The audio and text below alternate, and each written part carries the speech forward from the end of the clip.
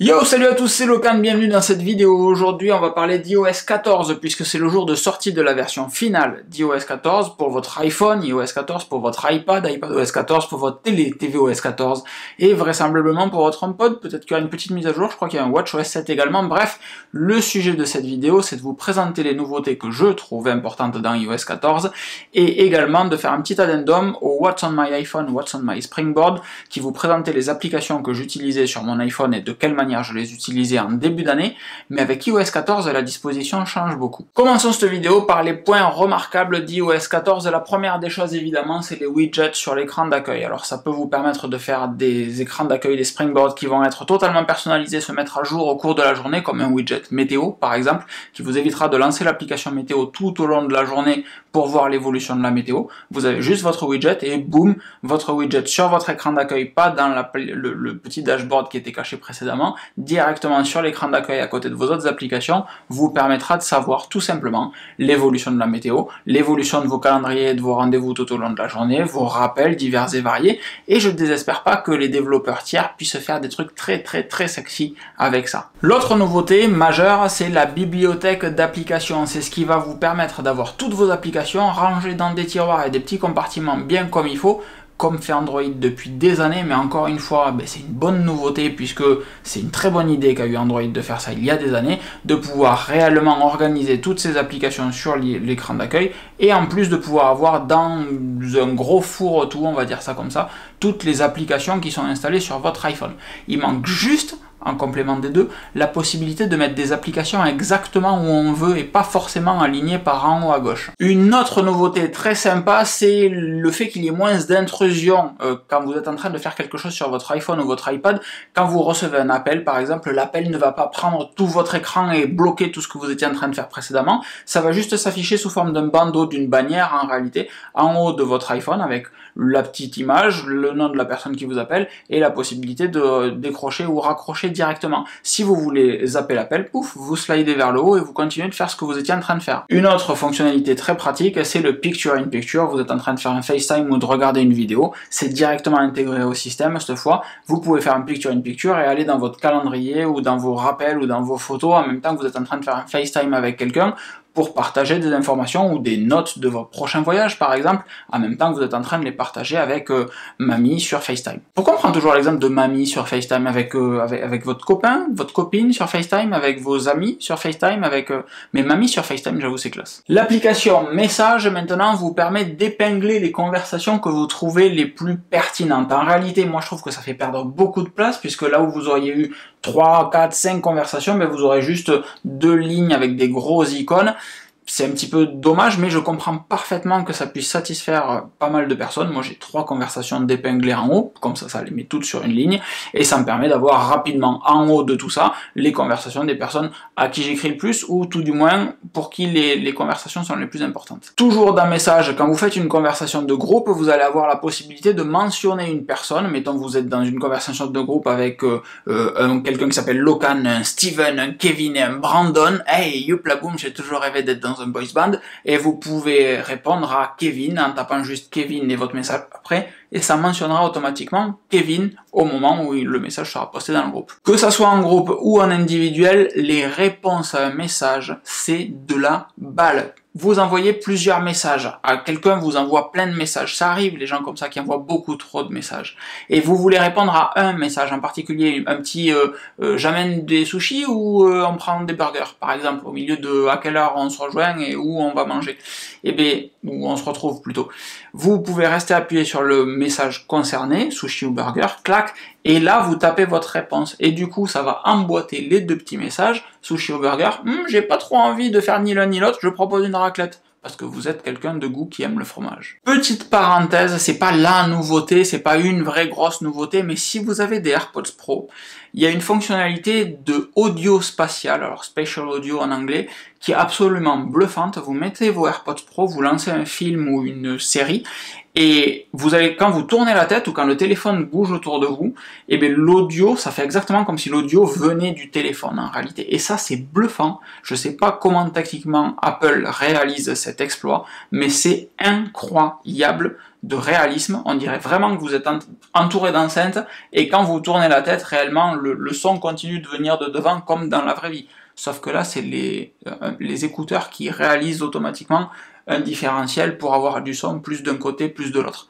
Dingue. Mais parmi les choses que j'aime beaucoup sur iOS 14, c'est le fait que le système surveille un petit peu les applications et vous donne plus de contrôle sur ce que font les applications sur votre téléphone.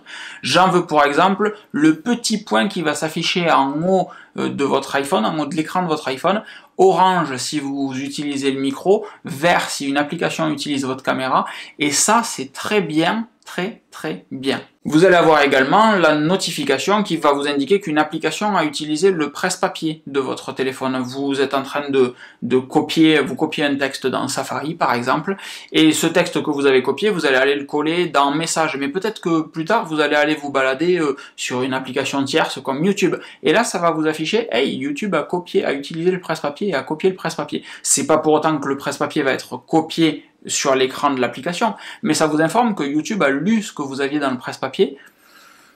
Pourquoi on se le demande, Google? Et ce genre de petits détails vous donne beaucoup plus de contrôle sur quelle application fait quoi, et au début des périodes de bêta, il y a eu des applications qui étaient vraiment bluffantes en termes d'observation, de surveillance de ce que vous pouviez utiliser dans le presse-papier. Ça va dans le bon sens, ça donne de la maîtrise et du contrôle aux utilisateurs d'iPhone, aux utilisatrices d'iPhone, et ça poussera peut-être les développeurs à faire un peu moins de conneries sur leurs applications, à vouloir agréger un petit peu moins de données que les données qui sont censées réellement utiliser par le biais de leur application. Dernier point sécurité que je trouve très sympa, c'est la possibilité d'utiliser des localisations approximatives.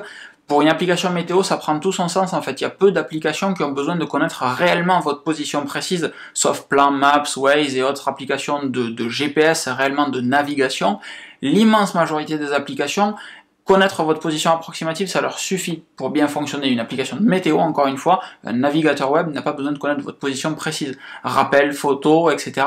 peut-être à la limite. Mais pas toutes, vraiment pas toutes. Et là, vous avez la possibilité, application par application, de déterminer si vous voulez partager la position précise ou partager une position approximative qui sera à l'échelle de votre quartier, de votre ville. En fait, c'est réellement un bon gros rayon qui va de 1 à 10 km, mais ça sauve des vies, hein, je pense, on peut le dire. Du coup, comment est-ce que je fonctionne sur mon iPhone avec la nouvelle version d'iOS 14? Et bien, comme vous le voyez, là, il n'y a pas grand chose comme application. J'ai les réglages l'App Store, l'application maison Maps, j'ai mis un widget batterie qui a la particularité, j'ai pas les AirPods à proximité, mais d'afficher jusqu'à 4 petits cercles comme ça d'utilisation et de batterie des devices que je vais avoir. Donc si je déverrouille mes AirPods, je vais avoir l'autonomie des AirPods et la batterie des AirPods directement dans ce petit widget. Très pratique pour avoir plein de trucs. On apprécierait que Garmin, par exemple, affiche la batterie de la montre directement dans ce genre de choses, ou différents casques affichent, différentes enceintes connectées affichent la batterie là-dedans. Ça pourrait être sexy. Ensuite, j'ai viré tout ce qui était Strava, Stride, Garmin, etc. parce que c'était des applications qui étaient motivantes, de les voir c'est cool, mais en vrai je les utilise très peu au quotidien, vraiment très peu, donc elles ont viré pour ne laisser la place qu'à des applications que j'utilise vraiment, ou que quand j'ai besoin de les utiliser, j'ai pas envie d'aller les chercher. Typiquement Find My et Controller Daikin, c'est deux applications que j'utilise peut-être Find My très rarement, une fois ou 2 fois par semaine, mais quand j'ai besoin de l'utiliser, j'ai vraiment pas envie de me prendre la tête. Et Controller, c'est pareil, c'est une application que j'utilise 1 à 2 fois par jour, mais quand j'ai besoin d'allumer la clim ou d'éteindre la clim, j'ai pas envie de batailler à aller la chercher. Et puis je vous cache pas que l'application Find My, je suis vraiment en attente des AirTags, et c'est là qu'elle prendra vraiment tout son sens, et que sûrement je l'utiliserai beaucoup plus. Boursorama, Revolut, c'est mes 2 banques, donc j'aime bien suivre mes comptes, sauf Boursorama qui s'est mis à jour ce matin, je ne l'ai pas ouverte de la journée de folie. Weather Pro, application météo, après je vous fais pas un dessin, hein, calendar, reminders, notes, je suis très application native moi, Instagram, photo, caméra, et Brave qui remplace Firefox que j'avais comme navigateur par défaut jusqu'à maintenant, que j'utilise également sur le Mac. Vous avez un petit lien dans la description si vous voulez tester Brave, je vous y encourage vraiment, je vous ai fait un article sur ça, pour vous expliquer pourquoi j'étais vraiment fan de ce navigateur. Et les applications musique et Overcast font leur grande apparition dans le dock. Jusqu'à maintenant, ce n'était pas le cas.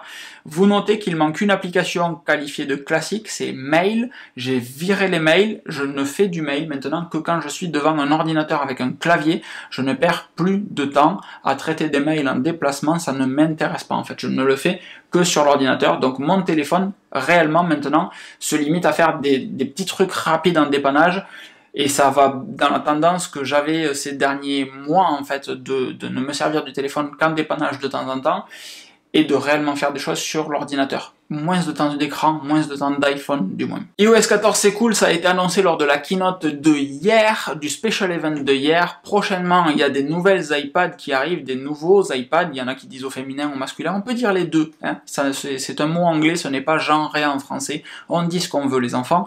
Donc, les nouvelles iPads qui arriveront, et les nouvelles iPad Air, qui sont en fait des iPad Pro avec un petit coup de peinture et un écran un petit peu plus petit, mais je peux pas m'empêcher de les trouver sexy. Pourquoi est-ce que je vous parle de ça? Parce que si vous n'êtes pas abonné à cette chaîne YouTube, il y aura un test, il y aura un déballage de l'iPad Air lorsqu'elle sortira le mois prochain en octobre. Donc abonnez-vous à cette chaîne, activez les petites cloches si vous voulez pas louper les prochains tests, les prochains tutos. Il y en aura sûrement sur comment configurer un navigateur par défaut sur iOS 14, car oui, on pourra configurer ces navigateurs par défaut avec iOS 14 ainsi que ses clients mail. Il y aura plein de petits tutos très sympas, du geek, du sportif, du HomeKit, de la domotique, etc. Plein de trucs différents. Après, vous prenez ce que vous aimez, vous n'êtes pas obligé de tout regarder non plus, mais abonnez-vous à la chaîne. Et si cette vidéo en particulier vous a fait kiffer, mettez un petit pouce vers le haut. Oui, parce que le petit pouce vers le haut, ça compte beaucoup. Pour tout le monde, pas que pour moi, hein, pour n'importe quel youtubeur, si vous kiffez ces vidéos, allez mettre des petits pouces quand vous regardez ces vidéos, parce que c'est le seul truc en fait qui permet de se démarquer de toutes les autres vidéos et de favoriser l'algorithme de YouTube. Ça et le fait de laisser des commentaires pour expliquer ce que vous kiffez sur iOS 14 ou ce que vous kiffez pas sur iOS 14 ou ce que vous auriez aimé voir sur iOS 14 ou ce que vous attendez d'iOS 15, enfin bon bref, vous avez pigé l'idée. Je vous fais des grosses bises, je vous souhaite une excellente fin de journée. Il est 18h43 au moment où je fais cette vidéo. Si je suis pas trop mauvais dans l'encodage, ça peut arriver en même temps que la version publique d'iOS 14. Je vous fais des grosses bises, je vous dis à très vite. Ciao.